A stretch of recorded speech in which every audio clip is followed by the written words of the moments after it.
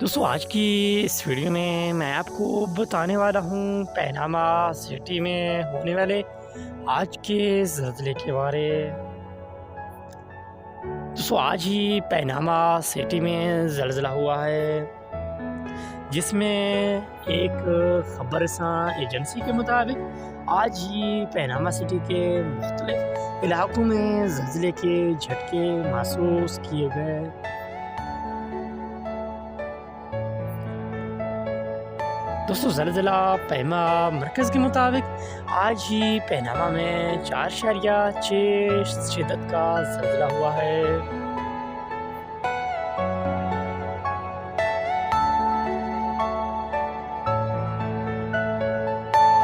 Are you all my personal dreams?